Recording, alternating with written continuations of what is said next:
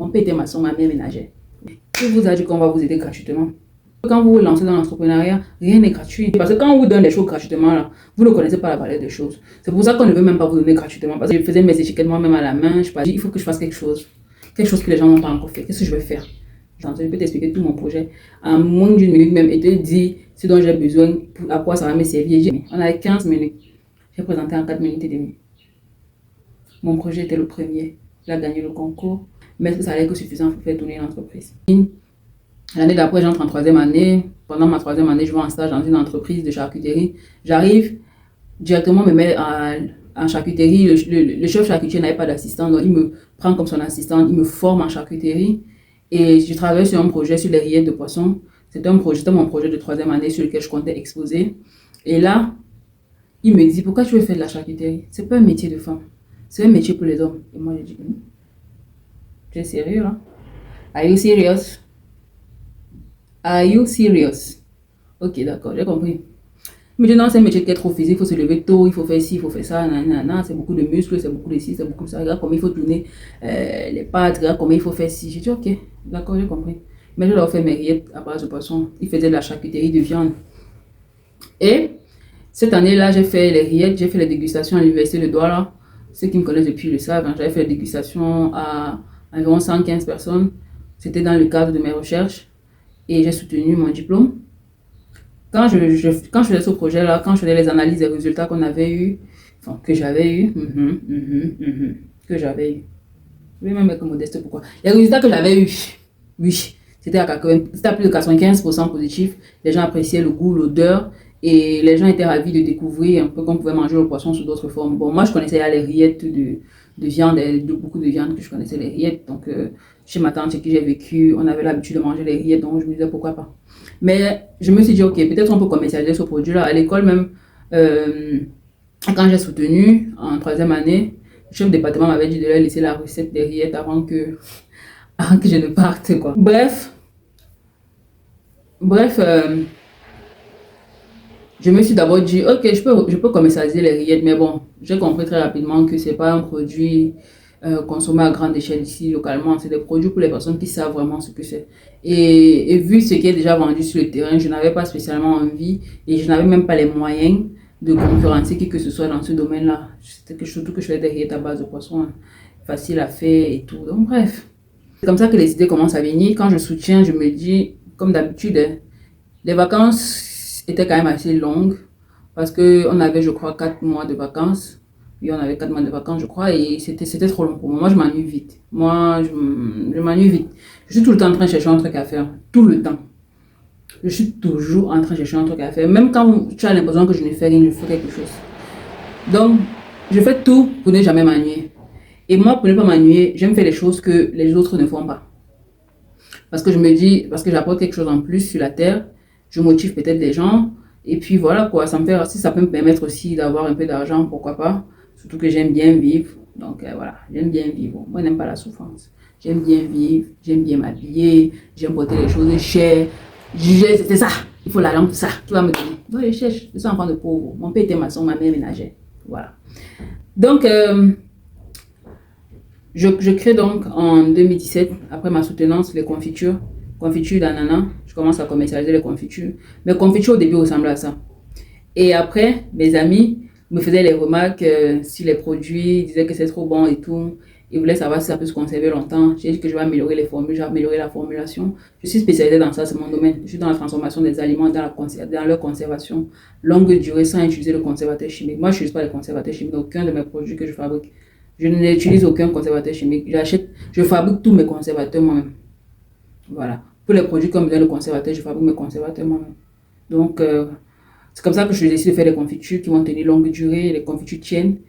Et j'avais déjà le nom, je savais que je voulais faire un truc, j'avais déjà un nom, Country Food. Country Food qui était né du fait que quand j'étais en troisième année, il y avait quelqu'un qui voyait ce que je faisais, qui aimait beaucoup ce que je faisais. Il me voyait faire toujours plein de petites choses, il me disait que j'allais formaliser ça. Moi, je ne savais même pas ce que c'est formaliser quelque chose. Donc, quand j'ai soutenu mon diplôme d'ingénieur de travaux, dans niveau 3, Bac plus 3, il est venu, il m'a dit, quelques semaines après, j'avais un cadeau pour toi. Il dit, ok, il me donne les papiers, c'est les documents de mon entreprise qui J'avais même pas encore d'entreprise physique. Et c'était mes impôts, c'était la patente, c'était les documents fiscaux de l'entreprise. C'est comme ça que j'ai eu mon premier NUI. C'est comme ça que j'ai eu mon NUI, parce qu'on n'en a pas deux. C'est comme ça que j'avais eu mon NUI. C'était en 2017. Et je comprenais même pas, je pense que je comprenais même pas encore la valeur de ces documents que j'allais comprendre beaucoup plus tard. Et puis quand je commence à faire mes confitures sous cette forme-ci, je faisais mes étiquettes moi-même à la main, je partais imprimer et je venais coller. C'est-à-dire que j'imprimais même pas sur du bon papier. J'imprimais juste sur des papiers comme ça et puis je mettais une colle dessus, je collais sur du verre, ça ne tenait pas spécialement. J'ai commencé à chercher les colles fortes pour le verre et tout. Bref, un jour mon cousin me voit, enfin, moi je publiais tout ce que je faisais, je publiais en ligne. Vous savez, ceux qui me suivent sur mes réseaux sociaux, si vous allez sur mes réseaux sociaux, vous aurez un peu la traçabilité de tout ce que je dis. C'est comme ça que mon cousin, un de mes cousins qui était militant Jubilé Cameroun, il est toujours militant Jubilé Cameroun en passant, il s'appelle Jean-Pierre, vous pouvez le suivre sur ses réseaux sociaux. Lui, en fait, il était dans une association qui, qui valorise le Made in Cameroun, qui mettait en avant les produits Made in Cameroun. Et c'était pas que des produits alimentaires, c'était tout genre de produits. Il me contacte, il me dit, voilà le projet sur lequel moi je suis en train de travailler en ce moment. On a besoin des personnes comme toi, des personnes motivées, des personnes qui créent, des personnes qui apportent de la valeur ajoutée. Tes confitures sont très bien, parce que je l'avais fait déguster. Tes confitures sont très bien, mais est-ce qu'on ne pourrait pas élever un peu le niveau en te créant une image de marque et tout? Je dis, ah, ok. Il me dit, bon, moi j'ai une entreprise qui fait dans ça, on va te designer quelque chose, on va, voilà, te créer une image, quoi. J'ai dit, d'accord. J'ai dit, ok, en passant, faites-moi également des propositions de noms. J'avais déjà le nom de Contrefood, que lui trouvait bien. Après, ils m'ont fait dizaines de propositions, j'ai rien aimé et on est resté sur Contrefood. Donc, on avait décidé ensemble de l'écriture, de comment est-ce qu'on allait écrire le Contrefood en question. Et puis, c'est comme ça qu'il me crée une image de marque. Ce n'était pas gratuit. Parce qu'il y a beaucoup de personnes qui se disent que quand ils se lancent dans l'entrepreneuriat, parce qu'ils sont débutants, qu'on doit les aider. Qui vous a dit qu'on va vous aider gratuitement? Qui vous a dit que c'est obligé? Même jusqu'aujourd'hui, quand je donne des formations, les gens qui viennent m'écrire pour les formations, qui me disent ah, madame, je ne sais pas que c'est cher comme ça, mais c'est cher. Moi, je ne vous vends pas seulement la formation. Je vous vends également de l'expérience. Je vous vends mon produit fini, qui m'a pris, moi, de l'argent, qui m'a pris des années à créer, des mois à créer, à stabiliser. C'est ça que vous voulez que moi je vous donne. Je peux vous donner ça en 10 minutes. Mais vous devez payer pour ça parce que vous, ça va vous servir toute votre vie. De la même manière que moi, ça me sert toute ma vie. Je paye les formations. Je continue à payer des formations. D'ailleurs, j'ai une formation dans quelques jours. Je continue à me former dans pratiquement tous les domaines qui entourent la gestion d'entreprise, d'entrepreneuriat, le digital, etc. Je continue à me former. Donc, dites-vous que quand vous vous lancez dans l'entrepreneuriat, rien n'est gratuit. C'était mon frère. Il pouvait me dire que je fais ça gratuitement. Mais ça n'allait même pas m'encourager aussi, ça n'allait même pas m'aider. Parce que quand on vous donne les choses gratuitement, là, vous ne connaissez pas la valeur des choses. C'est pour ça qu'on ne veut même pas vous donner gratuitement. Parce que quand quelqu'un paye pour quelque chose, il connaît la valeur. Il sait qu'il doit s'impliquer. Moi, j'étais étudiant, j'étais en 3e année. Il m'a fait un devis, je ne pense pas avoir discuté, je ne crois pas. Il est quelque part là, il regarde souvent mes vidéos, il regarde pas tout ce que je fais sur mes réseaux sociaux. Et je le mentionne très souvent quand je parle de mon expérience. Et je pense que c'est quelqu'un qui est très droit dans ses affaires. Et s'il est là, il va reconnaître qu'il m'a facturé et que j'ai payé. Je ne pense même pas avoir discuté le prix. J'avais une tontine que je faisais quand j'étais étudiante là. Et la cotisation là, quand j'avais bouffé, je lui ai envoyé tout. Je n'ai même pas eu 100 francs dedans. Tout, je lui ai envoyé. Il a tout fait. Je suis passée de ça, littéralement de ce produit-ci à ce produit-ci. Regardez vous-même la différence. Dites-moi, regardez la différence. Et puis vous me dites que ça valait la peine ou pas.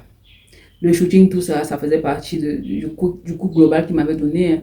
Il y avait les roll-ups qu'ils m'ont fait, il y a plein de choses qu'ils m'ont fait. Et puis, c'est comme ça, il y avait une fois qui s'est préparée, on est parti à la fois. J'avais une amie avec qui j'étais allée avec qui j'ai fait le stage dans une entreprise, qui m'avait contacté quelques temps avant la fois pour me dire qu'elle veut travailler avec moi et voir ce que je fais sur mes réseaux. Bon, comme vous savez, moi je publie pratiquement tout ce que je travaille sur mes réseaux. Je publie juste pas ma vie au quotidien, mais je publie beaucoup sur mes réseaux. Et là, elle me dit, ok, est-ce qu'on peut travailler et tout. Voilà quoi, elle était passionnée parce que je faisais ce que je sais pas où elle est. Larissa, non? Aïe, j'ai oublié ton nom. Ma chérie, j'ai oublié ton nom, la mère. J'ai oublié ton nom, mon chéri Coco. Elle habitait ici à Douala-Ndokbo. Donc, bref, parenthèse. Elle me dit, je lui dis, ok, pas de souci, viens, j'ai un événement comme ça, je vais m'accompagner, on est parti. Et moi, dans mon esprit, il était question que voilà, qu'elle me seconde un peu pour les différentes choses que j'avais à gérer. Parce que j'aimerais juste vous rappeler que Gérer une entreprise et gérer une entreprise, ça a plusieurs départements. C'est plusieurs choses à gérer. Et gérer un business dans le sens où tu es dans le B2C, c'est-à-dire que tu es du business au client, tu fabriques un produit, tu vends, ou bien tu achètes un produit, tu vends. Ce n'est pas la même chose qu'une personne qui doit gérer une entreprise avec tout ce que ça inclut administrativement. C'est pas la même chose. Vous êtes tous des entrepreneurs, mais ce n'est pas la même chose que vous faites. Même si vous êtes dans le même domaine, ce n'est pas la même chose que vous allez faire. Vos obligations, votre quotidien ne peut pas être la même chose, malheureusement, heureusement. Donc, c'est un peu ça. Et puis, c'est comme ça que je crée donc Country Food officiellement. Je crée Country Food qui était déjà créé sur le papier. Hein. Je commence à travailler avec cette dame-là. On a travaillé je ne sais pas combien de temps. Et puis, un jour, déjà, l'événement avec mon cousin dont je parlais tout à l'heure, ça a fait qu'il y a eu des médias qui sont venus, il y avait la radio qui me proposait les petites interviews, la presse écrite également. Bref, les journalistes se sont rapprochés de nous, quoi. Le Made in Cameroun chauffait un peu la période là, donc tout le monde s'est parlé du Made in Cameroun, du Made in Cameroun, revenons aux sources et tout. Et c'est comme ça qu'une journaliste qui m'avait interviewé, une journaliste de la chaîne nationale qui m'avait interviewé un jour, m'a envoyé un message sur WhatsApp. C'était une revue. Oui, c'était une revue, un truc comme ça sur Cameroun Tribune. Elle m'envoie, elle me dit, ah, il faut lire, j'ai vu ça ce matin et tout, peut-être ça peut t'intéresser. C'était un appel à projet. C'est comme ça que je soumets, je lis, je me rends compte qu'il faut un projet, je me dis, il faut que je fasse quelque chose que les gens n'ont pas encore fait. Qu'est-ce que je vais faire? Je m'inscris dans ce concours en 2018, je crois, 2018, 2019, je ne sais plus. Je m'inscris à ce concours avec le projet de saucisson à base de poisson. Quand je fais le concours avec le projet de saucisson à base de poisson, je me rends compte que c'est vraiment inédit. C'est quelque chose que les gens ne font pas encore. C'est quelque chose qui n'est pas encore commercialisé ailleurs. Donc je me dis, ok, tranquille, ça va, ça marche. Et quelques temps après, on m'appelle, on me dit, j'ai été retenue pour le concours. On était 1000 personnes apparemment. En tout cas, 1000 candidatures étudiées. Et on voulait que 30 personnes, je ne sais pas, 1000 et 30. Et sur les 30, il devait y avoir 15 projets qu'on devait financer. Et les 15 autres, je ne sais plus ce qu'ils avaient, mais je sais qu'il y avait 15 projets qui devaient bénéficier de l'argent et tout. C'est comme ça que je me lance en compétition. J'étais en 4e année et je n'avais pas encore fini, donc l'école devait recommencer. Il y avait une enseignante qu'on avait programmée sur plusieurs semaines pendant toute la durée de la formation parce que oui, quand on a eu ce concours-là, on devait aller se faire former. À Yaoundé, on devait loger, nourrir et tout. Mais surtout, on devait être formé sur la gestion d'entreprise, sur le développement de l'entreprise. Bref, on devait être formé de manière générale. Je vais voir mon enseignante, je lui ai dit, madame, j'ai une opportunité et tout, j'aimerais partir, je ne serai pas présente. Elle me dit, non, c'est pas grave, je n'ai pas prévu de faire d'examen ou quoi, je vais juste donner les cours. Quand tu vas rentrer, tu vas te mettre à jour au niveau des cours. Mais ne t'inquiète pas, il n'y aura pas de souci et tout. Donc, comme ça que mon enseignante me laisse partir et puis voilà, je pars, je finis de faire ma formation là-bas. Et on devait pitcher nos projets. C'est là-bas que j'ai appris à pitcher les projets en 1 minute. C'est que moi, quand j'ai un projet actuellement, là, si je te croise dans l'ascenseur, avant que je descende l'ascenseur, je peux t'expliquer tout mon projet en moins d'1 minute même et te dire ce dont j'ai besoin, à quoi ça va me servir. J'ai dit en moins d'1 minute. Oui. Peut-être c'est pour ça que je suis mentor aujourd'hui. Je suis mentor dans plusieurs associations et plusieurs organisations internationales justement pour accompagner les entrepreneurs. Ça va faire 4 ans que je fais du mentorat de manière bénévole dans ces associations-là. Voilà. Et c'est là-bas qu'on a pris ça. J'ai pitché mon projet. Le jour où on était censé pitcher nos projets, il y avait peut-être, je ne sais pas combien de jurys, c'était nombreux, on était dans une tu viens dans une salle, là, tu es seul et tout. Moi, j'ai pitché mon projet on avait 15 minutes. J'ai présenté mon projet en 4 minutes. 4 minutes et demie. On avait 15 minutes. J'ai présenté en 4 minutes et demie. Mon projet était le premier. J'ai gagné le concours.